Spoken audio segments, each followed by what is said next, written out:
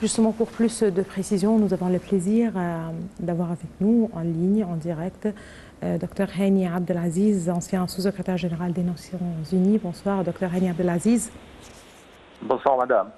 Voilà, parallèlement aux condoléances qui ont été exprimées et au peuple libyen, mais aussi marocain suite au séisme pour certainement le Maroc et la tempête Daniel pour la Libye. Il y a eu un deuil national qui a été décrété dans le pays, un deuil national de 3 jours. Mais justement, il y a aussi une aide, un certain soutien matériel, si l'on peut dire, justement, qui a été adressé au peuple libyen. Aujourd'hui, c'est le porte-hélicoptère Mistral qui est arrivé en Libye et qui devrait justement servir en tant qu'hôpital de campagne. C'est tout à fait normal entre les peuples frères. Est-ce que c'est correct?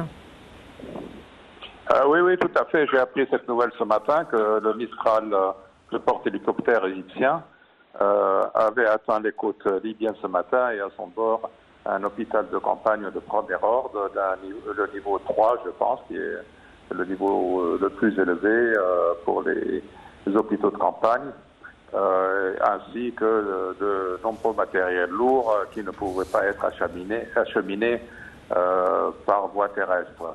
Ce qui est très intéressant tout de même, c'est que l'Égypte a répondu très rapidement, une question dont nous devrions tous être fiers, à la situation en Libye. Un pont aérien a été établi dans les heures qui ont suivi le désastre et la tornade Daniel. Les moyens maritimes, comme vous l'avez dit, ont été déployés et arrivés ce matin. Et les routes terrestres aussi ont été utilisées pour des convois de kilomètres entiers, comme le démontrent les photos satellites qui ont parcouru dans les médias internationaux. Très bien. Justement, 2 jours peut-être suite à cette crise humanitaire, sur le chef de l'État, le président de Fattah al-Sisi, qui s'est rendu justement pour vérifier les équipes et les équipements qui devraient justement partir vers la Libye justement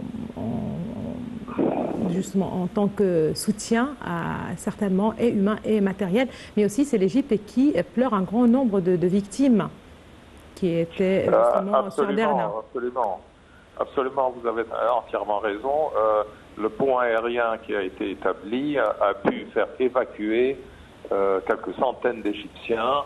Je n'ai pas le chiffre exact, puisque les chiffres exacts ne sont pas connus aujourd'hui, vers l'Égypte, mais aussi des dizaines, sinon des centaines de frères libyens qui ont été évacués vers les hôpitaux égyptiens.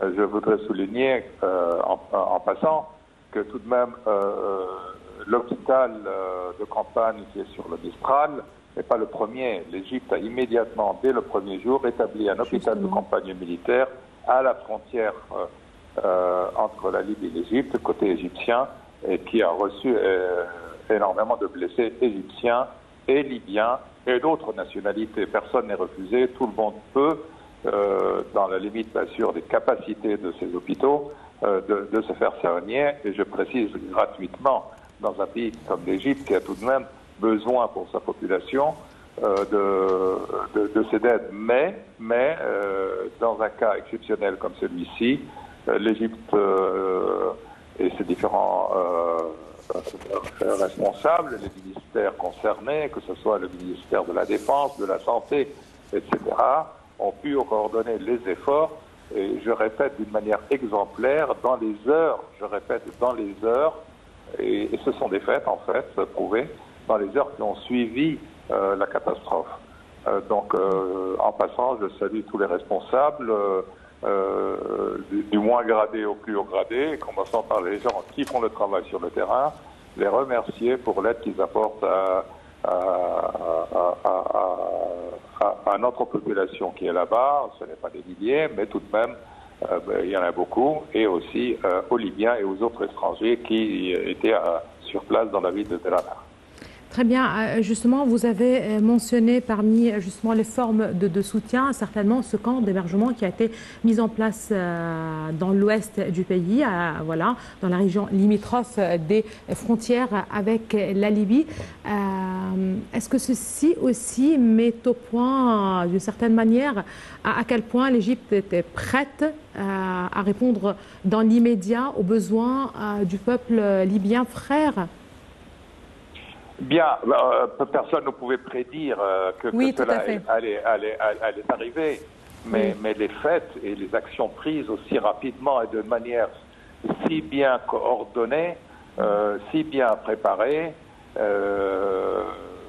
parlent d'eux-mêmes, dans un sens qu'il y a toujours des plans de secours immédiat en cas de catastrophe, que ce soit en Égypte, en Libye et dans d'autres pays voisins, si cela arrivait malheureusement. Donc ce qui est important, c'est de relever, c'est l'état de préparatif, de coordination à quelques heures près dès le début. Ça veut dire que c'était prêt, pas pour nécessairement la Libye, mais pour n'importe quelle situation immédiate comme celle-ci. Tout à fait. Merci beaucoup à vous, Dr Hani Abdelaziz. Vous êtes ancien sous-secrétaire général des Nations Unies. Merci beaucoup justement de vos précisions et d'avoir répondu à notre invitation. Là, je rappelle qu'après le passage de la tempête Daniel, la Libye recherchait les milliers de disparus. Selon l'ONU, au moins 10 000 personnes manquent encore à l'appel dans tout le pays. Voici les